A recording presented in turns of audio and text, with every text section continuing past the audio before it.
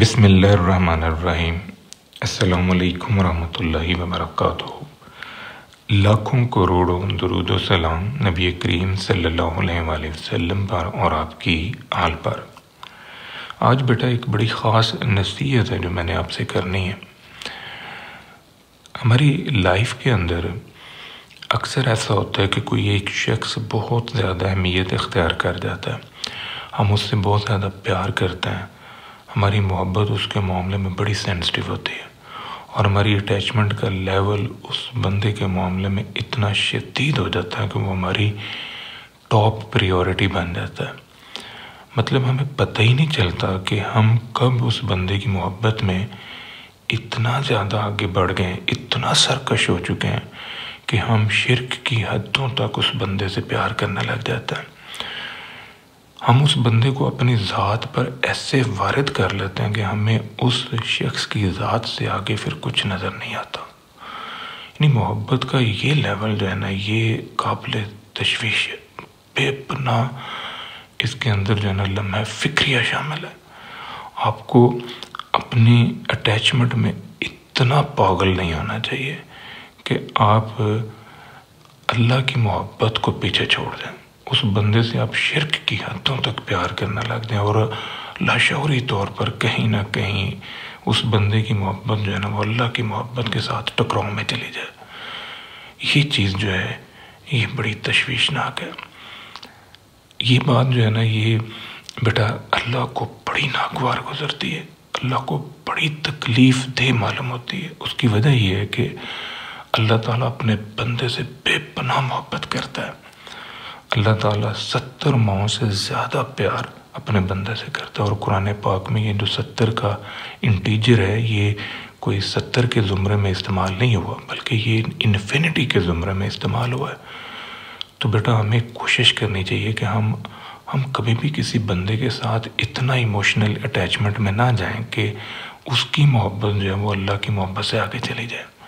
अगर खुदा न खास्ता कभी ऐसा हो गया तो ये याद रखिएगा, मेरी ये बात आप ज़हन नशीन रखिएगा कि फिर ऐसा होता है कि अल्लाह ताला उसी बंदे के ज़रिए हमें ज़लील और रुस्वा कर देता है। उसी बंदे के ज़रिए अल्लाह ताला हमारी उस मोहब्बत की असलियत को दिखाता है। उसी बंदे के ज़रिए फिर हमें इतना डिग्रेड होना पड़ता है कि हमें अपने आप से ही नफ़रत होने लग जाती है कि हम इस बंदे के साथ इतना इमोशनल अटैचमेंट में चले गए थे, इस बंदे के साथ हमने इतनी अटैचमेंट रखी, हम शिर्क की हदों को क्रॉस करने लग गए, तो फिर अपने आप से नफ़रत होने लग जाती है। तो बेटा कोशिश करें अपने जो भी रिलेशनशिप्स हैं उनमें इस हद तक की अटैचमेंट ना लेके आएँ। आज क्वांटिटेटिव रीजनिंग की आउटलाइन में हमारा टॉपिक है पिरामिड। पिरामिड जो है ये बेशुमार 3 डिमेंशनल शेप से बनता है। हम यहाँ पर जो फेमस 3 डिमेंशनल शेप्स हैं पिरामिड की उनको डिस्कस करेंगे और उन सभी के ऊपर 1 बाय 1 हम वीडियो लेक्चर जो हैं वो बनाएंगे। तो पहले मैं जनरल कॉन्सेप्ट आपके साथ डिस्कस करता हूँ पिरामिड का। पिरामिड एक 3 डिमेंशनल शेप है और ये 3D ज्योमेट्रिक फिगर है। जैसा मैंने ये 4 शेप्स बनाई हैं, यहाँ पर ये ट्रायंगुलर पिरामिड है, ये स्क्वायर पिरामिड है, ये रेक्टेंगुलर फॉर्म का है और ये हेक्सागोनल पिरामिड है। अब ये जो शेप्स हैं इनमें पॉलीगोनल बेस है। सभी शेप्स के अंदर ये जो नीचे वाला एरिया है, नीचे वाला जो पार्ट है, इसको हम पॉलीगोनल बेस कहते हैं।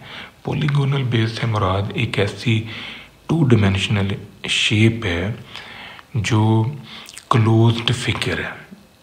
ये बजाते खुद 3 डिमेंशनल है, लेकिन जब आप इसके सिर्फ बेस का जिक्र करेंगे तो बेस में फिर आपको 2 डिमेंशनल शेप नज़र आएगी, या ट्रायंगल या स्क्वायर या रेक्टेंगल या फिर ये पेंटागन या हेक्सागोनल शेप जो है वो आपको नज़र आएगी।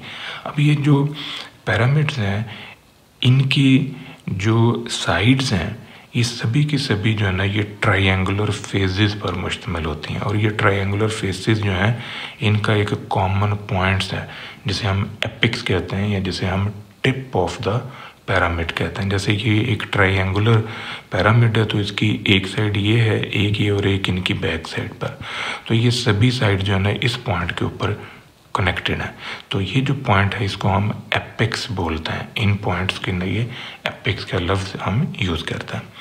अब जो पिरामिड है ये ट्रायंगुलर भी हो सकता है, ये स्क्वायर में भी, रेक्टेंगल भी, पेंटागन, हेक्सागोनल, किसी भी शक्ल की इसकी शेप जो है वो हो सकती है। अब इस पिरामिड के अंदर हमने जो चीज़ें डिस्कस करनी है उनमें एक है कर्व सरफेस एरिया, और इसके अलावा है टोटल सरफेस एरिया, और फिर वॉल्यूम ऑफ द पिरामिड। यहाँ पर बेटा आपने ये जहन में रखना है कि ये जो 3 डायमेंशनल शेप्स हैं इनमें 2 हाइट्स जो हैं वो हम डिस्कस करेंगे। एक हाइट है जो ये साइड से मिलते हैं, यानी एपेक्स से इस एज तक जो डिस्टेंस आ रहा है इसको हम कहते हैं स्लांट हाइट। इस एपेक्स से इस एज तक, इस एज तक, इस एज तक, इस एज तक जो डिस्टेंस है ये स्लांट हाइट कहलाता है। अब एपेक्स से इस 3 डायमेंशनल शेप का जो बेस है उसका सेंटर अगर हम लें और एपेक्स से उस सेंटर तक की जो हाइट है या उस डिस्टेंस को, परपेंडिकुलर डिस्टेंस को हम हाइट बोलेंगे, और ये हाइट जो है वो उस पिरामिड की हाइट है। मतलब 2 हाइट्स हैं, एक सेंटर से एपेक्स तक का जो डिस्टेंस है और एक स्लांट हाइट है। ये दोनों को आपने ध्यान में रखना है क्योंकि ये curve surface area, total surface area और वॉल्यूम निकालने में हम यूज़ करेंगे। तो जो भी पिरामिड आप डिस्कस करेंगे उसका जो कर्व सरफेस एरिया है वो पेरीमीटर ऑफ बेस और स्लांट हाइट की मल्टीप्लिकेशन से जो आंसर आएगा उसको फिर आपने 2 पे तकसीम करना है, यानी ये फार्मूला जो है हम यूज़ करेंगे। जो टोटल सरफेस एरिया है ये curve surface area plus area of base पर मुश्तमिल है। तो जो वॉल्यूम है पिरामिड का ये area of base into H, ये एच जो है ये परपेंडिकुलर हाइट है फ्रॉम सेंटर ऑफ द जो पिरामिड है उसका बेस जो है उसके सेंटर से एपेक्स तक का जो डिस्टेंस है ये वो हाइट है। तो एरिया जो है ज़ाहिर अगर ट्रायंगुलर पिरामिड है तो ट्रायंगल के बेस का एरिया लेंगे, अगर स्क्वायर पिरामिड है तो फिर स्क्वायर के बेस का एरिया हम यूज़ करेंगे। जो भी शेप है उसके बेस का एरिया हम यहाँ पर यूज़ करेंगे। अब हम सबसे पहले डिस्कस करते हैं ट्रायंगुलर पिरामिड को। ट्रायंगुलर पिरामिड जो है ये एक शक्ल है। यहाँ पर आप नोटिस करें कि ये 3 डायमेंशनल शेप है जिसे हम ट्रायंगुलर पिरामिड बोल रहे हैं, और ये इक्विलेटरल है। इक्विलेटरल मीन कि इसकी जो बेस है उसकी तीनों साइड्स बराबर हैं।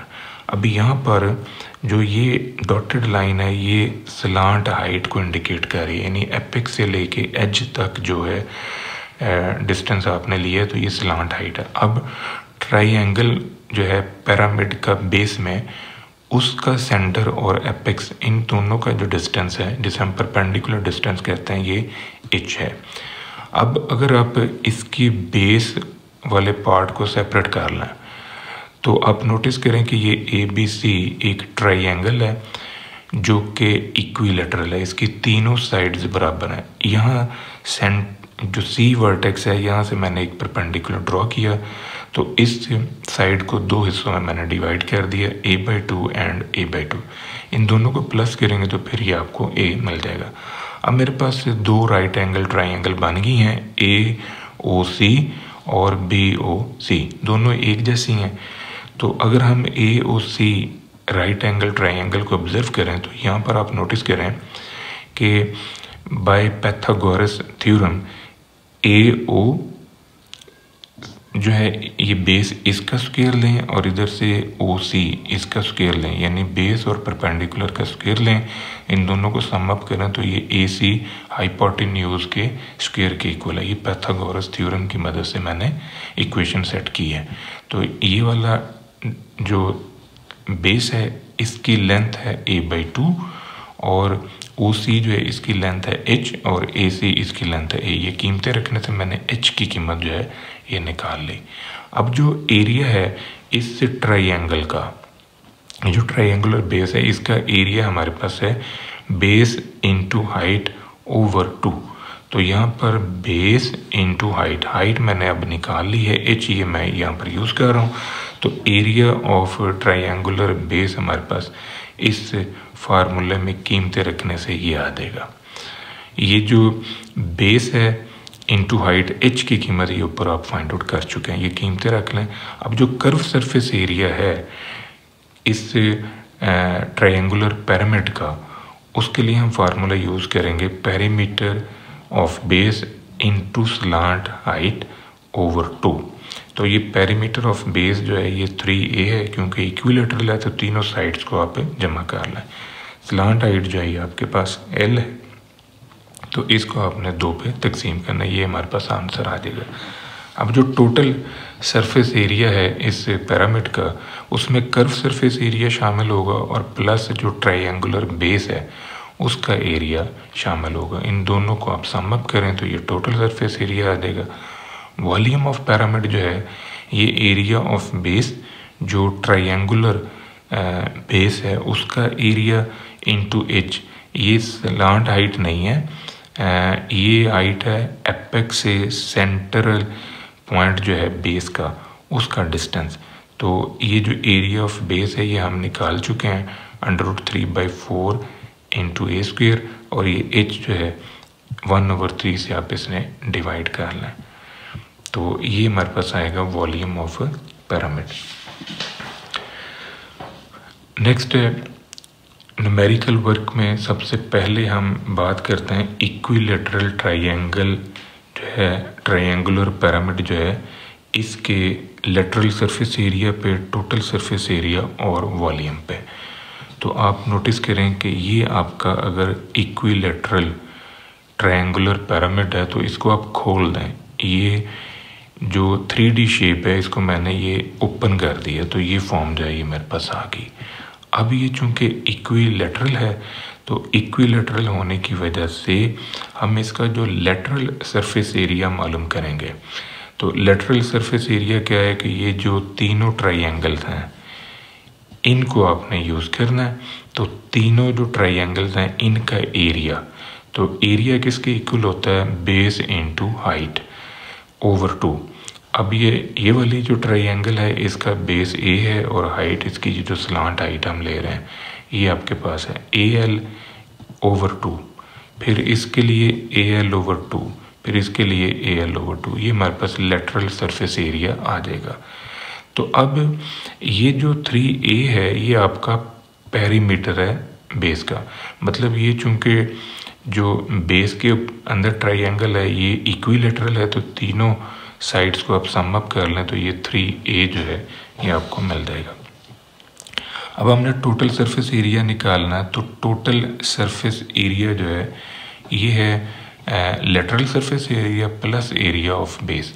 अब एरिया ऑफ बेस जो है ये a इंटू h ओवर 2 के इक्वल है। ये यहाँ पर हमने कीमतें रखनी हैं, ये कीमतें जो है ये हमें दी गई हैं। ये तीनों साइड्स बराबर हैं, ABC साइड्स बराबर हैं, h जो है ये हाइट है और ये L जो है ये स्लांट हाइट है।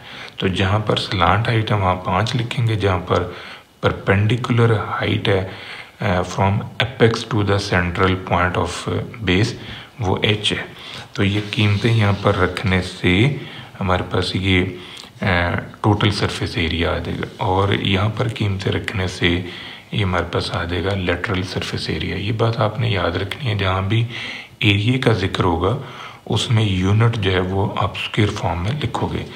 तो जहाँ पर वॉल्यूम का जिक्र होगा वहाँ पर यूनिट आपका क्यूब में आएगा। अब जो वॉल्यूम ऑफ ट्रायंगुलर पिरामिड है वो a इंटू h ओवर 3 से मिलकर बनेगा। अब a जो है ये एरिया है, एरिया ऑफ इक्विलेटरल ट्रायंगल। तो एरिया ऑफ इक्विलेटरल ट्रायंगल जो है इसको आपने मल्टीप्लाई करना है h से, तो फिर आपको ये आंसर जो है ये मिल रहा है। तो यहाँ पर आप नोटिस करें कि अगर ये ट्रायंगुलर पिरामिड जो है ये आपका इक्विलेटरल ट्रायंगल पर मुश्तमिल ना हो बल्कि स्केलन हो जाए।